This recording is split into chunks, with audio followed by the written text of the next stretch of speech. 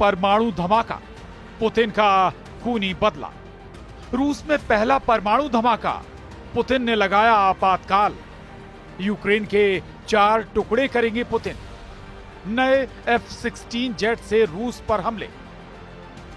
रूस यूक्रेन जंग में अब किसी भी कीमत पर 30 दिन का युद्ध विराम नहीं होगा। यूक्रेनी सेना ने रूस में 700 किलोमीटर अंदर घुसकर ऐसा भीषण हमला किया है कि रूस का एक परमाणु हवाई अड्डा पूरी तरह से तबाह हो गया है। दावा किया जा रहा है कि यूक्रेन ने जबरदस्त ड्रोन हमला किया है, जिसकी वजह से एंगल्स 2 एयरबेस पर परमाणु धमाका जैसा नजारा दिखने लगा। इधर पुतिन ने आपातकाल की घोषणा करते हुए ऐलान कर दिया है कि अब हम यूक्रेन के 4 नए इलाकों पर हर हाल में कब्जा कर लेंगे। ना तो अब पुतिन 30 दिन का युद्ध विराम करेंगे और ना ही जेलेंस्की पुतिन के सामने झुकने को तैयार है। पिछले 18 घंटे में रूस यूक्रेन जंग ऐसे दौर में पहुंच चुकी है जहां या तो पूरे यूक्रेन पर रूस का कब्जा होगा या फिर पुतिन को यूक्रेन के साथ साथ पूरे यूरोप से युद्ध करना पड़ेगा। जेलेंस्की के यूक्रेन ने रूस के सबसे सीक्रेट परमाणु ठिकाने पर ड्रोन से हमला करके पूरी दुनिया में हड़कंप मचा दिया है। राष्ट्रपति ट्रंप और पुतिन दोनों ही यूक्रेन के इस हमले से बौखला गए हैं। हम आपको दिखाने जा रहे हैं कि कैसे रूस के एंगल्स 2 एयरबेस पर हमला करके यूक्रेन ने रूस को सीधी चुनौती दे दी। रूस के सारातोव इलाके में पूरी तरह से आपातकाल लगा दिया गया है, जबकि पुतिन ने रूस के 4 ऐसे इलाकों पर दावा ठोक दिया है जिस पर अभी तक रूस का कब्जा नहीं हुआ है। इस दावे के बाद से जेलेंस्की ने साफ कह दिया है कि हम मर जाएंगे, लेकिन रूस को अपने 4 इलाके नहीं जीतने देंगे। हैरानी की बात तो यह है कि यूक्रेन को F-16 जेट की नई खेप भी मिल गई है, जिससे यूक्रेनी वायुसेना ने तेजी से रूस पर हमले शुरू कर दिए हैं। यानी अब 30 दिन का युद्ध विराम नहीं, बल्कि 30 दिन का भीषण युद्ध शुरू हो चुका है। जरा रूस के परमाणु बम वर्षक Tu-95, Tu-160 की इन तस्वीरों को गौर से देखिए। ये रूस के वो बम वर्षक हैं जो दुनिया के किसी भी देश में परमाणु बम गिरा सकते हैं। पुतिन ने इन परमाणु बम वर्षकों में ऐसे एटम बम फिट कर रखे हैं जो यूक्रेन जैसे 10 देशों को सिर्फ 10 सेकंड में भस्म कर सकते हैं। लेकिन यूक्रेनी ड्रोन ब्रिगेड ने रूस के सारातोव इलाके में मौजूद एंगल्स 2 एयरबेस पर ऐसे भीषण ड्रोन हमले किए हैं जिसने रूस के एंगल्स 2 एयरबेस के चीथड़े उड़ाकर रख दिए। जरा एंगल्स 2 एयरबेस से आई इन तस्वीरों को देखिए, जहां यूक्रेनी ड्रोन हमले के बाद भीषण धमाका हुआ और ऐसा लगा है जैसे रूस के एंगल्स 2 एयरबेस पर परमाणु बम में धमाका हो गया। ये तस्वीरें इस वक्त पूरी दुनिया में वायरल हो रही हैं। रूस ने यूक्रेन के इस ड्रोन हमले के बाद पूरे इलाके में इमरजेंसी लगा दी है। एंगल्स 2 एयरबेस, सारातोव, रूस। T-95 परमाणु बम वर्षक, Tu-160 परमाणु बम वर्षक, आत्मघाती ड्रोन, यूक्रेन। परमाणु धमाके जैसा दृश्य। आप इस एनिमेशन को गौर से देखिए। यूक्रेनी मीडिया की खबरों के दावों के मुताबिक रूस के सारातोव में मौजूद एंगल्स 2 एयरबेस पर जिस वक्त रूस के परमाणु बम वर्षक Tu-95, Tu-160 खड़े थे, उसी वक्त यूक्रेन के ड्रोन ने रूसी एयर डिफेंस को चकमा देते हुए एंगल्स 2 एयरबेस पर जोरदार धमाके कर दिए। दावा किया जा रहा है कि यूक्रेन के आत्मघाती ड्रोन हमले ने एंगल्स 2 एयरबेस में भयंकर धमाके कर दिए। ड्रोन से धमाके होते ही एंगल्स 2 एयरबेस पर परमाणु बम जैसे धमाके होने लगे और ऐसा लगा कि एंगल्स 2 एयरबेस पर मौजूद रूस के किसी परमाणु बम में ड्रोन हमले के बाद विस्फोट हो गया। कुछ खबरों में दावा किया गया है कि यूक्रेन के ड्रोन हमलों की वजह से रूस के एंगल्स 2 एयरबेस के आसपास जोरदार भूकंप आ गया। कुछ रिपोर्ट्स में शक जताया गया है कि शायद यूक्रेन ड्रोन ने रूस के परमाणु बम या मिसाइल में धमाका कर दिया है। यूक्रेन का दावा है कि रूस के एंगल्स 2 एयरबेस पर हमला यूक्रेन की सुरक्षा सेवा SBU और यूक्रेन के सशस्त्र बलों के विशेष अभियान बलों के द्वारा किया गया है। यूक्रेन का दावा है कि हमले के वक्त एयरफील्ड में रूस के Tu-95 और Tu-160 रणनीतिक बम वर्षक विमान मौजूद थे। युद्ध में यूक्रेन पर मिसाइल हमले करने के लिए रूस की सेना द्वारा बार बार इन विमानों का इस्तेमाल किया जा रहा है। धमाके के बाद आसमान में आग के गोले दिखाई दे रहे हैं और आसमान की इमारतें जलती हुई नजर आ रही हैं। इस हमले में 10 लोग घायल हुए हैं। विस्फोटों में रूस के कई सामरिक ठिकाने नष्ट हो गए हैं। वहीं रूस ने भी इस हमले का जवाब देने का दावा किया है। रूस के रक्षा मंत्रालय के मुताबिक उनकी एयरफोर्स ने 132 ड्रोन को मार गिराया है जो उनके क्षेत्र में प्रवेश कर गए थे। यह हमला उस समय हुआ जब रूस के राष्ट्रपति व्लादिमीर पुतिन ने बिना शर्त 30 दिनों के सीज फायर प्रस्ताव को नकारा था। यूक्रेन के ड्रोन हमलों की वजह से सारातोव इलाके में आपातकाल लगा दिया गया है।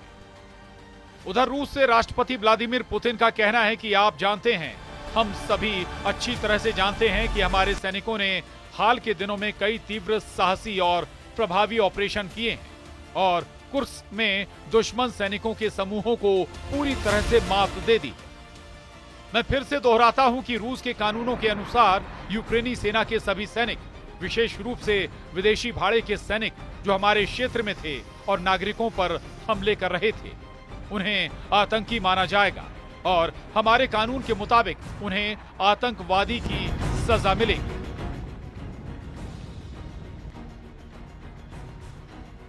इधर दूसरी तरफ रूस ने यूक्रेन पर हमलों की सारी हदें पार कर दी हैं। दावा किया जा रहा है कि रूस के मिग और सुखोई सीरीज के जेट ने यूक्रेन के पूर्वी और दक्षिणी इलाकों पर भयंकर हमले कर दिए, जबकि रूस के कुर्स्क इलाके में यूक्रेनी सेना पर रूसी तोप, टैंक और मिसाइलों से जबरदस्त हमले हो रहे हैं। हालात ये हो गए हैं कि यूक्रेन के बहुत बड़े इलाके की इमारतें धू-धू कर जल रही हैं। आप इसी से अंदाजा लगा सकते हैं कि यूक्रेन के लगभग 25% इलाके पर कब्जा करने के बाद भी पुतिन हमले रोकने को तैयार नहीं। जेलेंस्की ने दावा किया है कि रूस यूक्रेन के 4 बड़े इलाकों पर कब्जा करना चाहता है ताकि यूक्रेन हमेशा के लिए रूस का गुलाम बना रहे। यूक्रेनी सेना के दावों के मुताबिक रूस के 1.5 लाख नए सैनिक इस वक्त यूक्रेन के डोनेस्क, लुहांस्क और खेरसोन, जपोरिजिया पर कब्जा करने में जुटे। जरा इस एनिमेशन को गौर से देखिए। दावा किया जा रहा है कि राष्ट्रपति पुतिन ने अमेरिकी राष्ट्रपति ट्रंप को 90 मिनट की फोन कॉल में 2 टूक कह दिया है कि यूक्रेन को अपने 4 इलाके डोनेस्क, लुहांस्क, खेरसोन, जपोरिजिया रूस को देने होंगे। हैरानी की बात तो यह है कि 3 साल से ज्यादा की जंग में अभी तक रूसी सेना यूक्रेन के डोनेस्क, लुहांस्क, खेरसोन, जपोरिजिया पर पूरी तरह से कब्जा नहीं कर पाई है। लेकिन उसके बावजूद पुतिन ने साफ कर दिया है कि जितने इलाके रूसी सेना कब्जा कर चुकी है वो रूस के पास रहेंगे और जो इलाके अभी तक रूसी सेना कब्जा नहीं कर पाई है वो यूक्रेन को हर हाल में देने पड़ेंगे, तभी युद्ध विराम होगा। यानी अब पुतिन का यूक्रेन मिशन पूरी तरह से क्लियर है। यूक्रेन के डोनेस्क, लुहांस्क, खेरसोन, जपोरिजिया पर रूस का पूरी तरह से कब्जा अगर ऐसा होता है तो ये यूक्रेन के लिए मौत से भी बदतर स्थिति होगी। इधर हारते हाफते यूक्रेन ने रूस पर भीषण हमले करने में कोई कसर नहीं छोड़ी है। यूक्रेन के राष्ट्रपति जेलेंस्की ने ऐलान कर दिया है कि कुर्स्क इलाके में नए F-16 लड़ाकू जेट से रूस पर हमले शुरू हो गए हैं। हैरानी की बात तो यह है कि राष्ट्रपति ट्रंप ने पुतिन से वादा किया था कि वो यूक्रेन को एक भी घातक हथियार नहीं देंगे, लेकिन उसके बावजूद अमेरिकी F-16 के नए जेट यूक्रेन को मिल गए हैं और इस वक्त उसी से भयंकर हमले रूस पर किए जा रहे हैं। कुछ खबरों में दावा किया गया है कि रूस के तेल रिफाइनरी पर भी जमकर हमले हो रहे हैं, जिसमें F-16 जेट से भी यूक्रेन हमले कर रहा है। जरा ये तस्वीरें देखिए। सोशल मीडिया पर पोस्ट किए गए वीडियो में रूस के कुर्स्क क्षेत्र के सुदजा में एक गैस स्टेशन में भीषण आग आप साफ देख सकते हैं। दावा किया गया है कि यूक्रेनी सेना ने जबरदस्त हवाई हमले करके रूस के सुदजा गैस स्टेशन को पूरी तरह से जलाकर भस्म कर दिया है। हम आपको बता दें कि अभी कुछ दिन पहले ही रूस ने कुर्स्क के सबसे बड़े शहर सुद्जा से यूक्रेनी सेना को खदेड़ा था, लेकिन यूक्रेनी सेना ने फिर पलटवार करके रूस पर भयंकर हमला किया है। रॉयटर्स ने गैस स्टेशन पर हुए हमले की पुष्टि की है। स्थानीय रूसी मीडिया ने भी 21 मार्च को माना कि सुद्जा गैस स्टेशन पर बहुत बड़ा यूक्रेनी हमला हुआ है। अब आप ये भी जान लीजिए कि क्यों नेटो देश रूस पर हमला करने के लिए सबसे ज्यादा F-16 फाइटर जेट पर भरोसा कर रहे हैं। इसकी वजह इस वक्त नेटो देशों के पास अनुमानित 1887 F-16 जेट हैं, जो रूस के साथ हवाई युद्ध में गेम चेंजर साबित हो सकते हैं। पहले आप ये जान लीजिए कि किस नेटो देश के पास कितने F-16 जेट हैं। मीडिया रिपोर्ट्स के मुताबिक इस वक्त नेटो देशों के पास कुल 1887 F-16 जेट हैं। नेटो देश रूस के खिलाफ 44 F-16 उतारने जा रहा है, जबकि बुल्गारिया 16 से ज्यादा F-16 जंग में उतार रहा है। डेनिश के भी 30 F-16 जंग में उतर रहे हैं। ग्रीस ने तो 120 से ज्यादा F-16 उतारने का ऐलान कर दिया है। नीदरलैंड्स के 20 F-16 जंग में रूसी जेट से मुकाबला करेंगे, जबकि पोलैंड के 48 से ज्यादा F-16 रूस से मुकाबले के लिए उतर रहे हैं। पुर्तगाली भी 28 F-16 जंग में उतार सकते हैं।